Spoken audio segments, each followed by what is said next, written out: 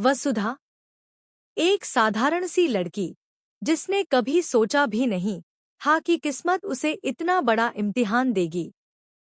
देवान सिंह चौहान जैसे रॉयल, तेज-तर्रार और सम्मानित आदमी की पत्नी बनने के बाद वसुधा को लगा था कि अब जीवन में सब ठीक हो जाएगा। लेकिन किस्मत तो जैसे उसके लिए एक अलग ही कहानी लिख चुकी थी। महल में कदम रखते ही हर तरफ से ताने, बातें और उपहास उसके कानों में बरसने लगे।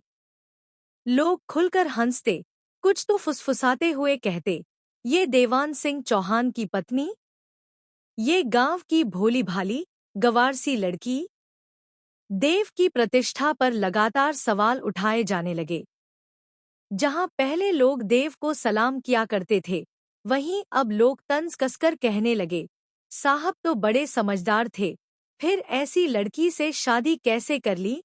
वसुधा को हर बार जब कोई नीचा दिखाता, उसके साथ साथ देव का सिर भी झुक जाता। और यही बात वसुधा के दिल में सबसे गहरा चुभती थी।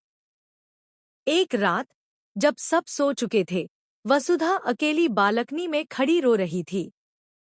लेकिन वो आंसू कमजोरी के नहीं थे, वो एक संकल्प के थे। उसने धीरे धीरे, कांपती आवाज में खुद से कहा, अगर मैं देवसर की पत्नी हूं, तो मुझे भी उनके काबिल बनना होगा। मुझे खुद के लिए नहीं, देवसर के सम्मान के लिए बदलना पड़ेगा। आज लोग जिस वजह से उन्हें नीचा दिखा रहे हैं, कल उसी वजह से उन्हें सलाम करेंगे। कसम है मुझे, मैं देवसर का सिर फिर से गर्व से ऊंचा करके रहूंगी। इसके बाद शुरू हुआ वसुधा का सबसे कठिन सफर, खुद को बदलने का, खुद को साबित करने का। धीरे धीरे समय बदला, हालात बदले और सबसे ज्यादा बदली वसुधा। कुछ महीनों बाद जब वसुधा सामने आई, तो लोग देखते ही रह गए। वही लड़की, जिसे कभी लोग गंवार कहते थे, अब आत्मविश्वास से भरी, तेज-तर्रार, स्टाइलिश, समझदार और बेहद खूबसूरत बिजनेस वूमन बन चुकी थी। अब वह किसी छोटी-मोटी दुकान की मालिक नहीं, बल्कि एक बड़ी कंपनी की मालिक थी।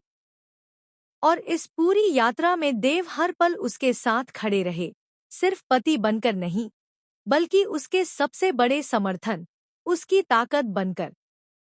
देव और वसुधा ने मिलकर अपनी कंपनी का नाम रखा, चंद्रिका।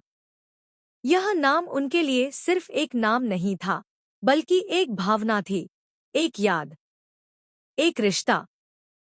एक दिन अचानक रास्ते में चंद्रिका के सामने एक सुंदर, आत्मविश्वास से भरी महिला आई। वह कोई और नहीं वसुधा थी, लेकिन अपने बिल्कुल नए अवतार में। वसुधा चंद्रिका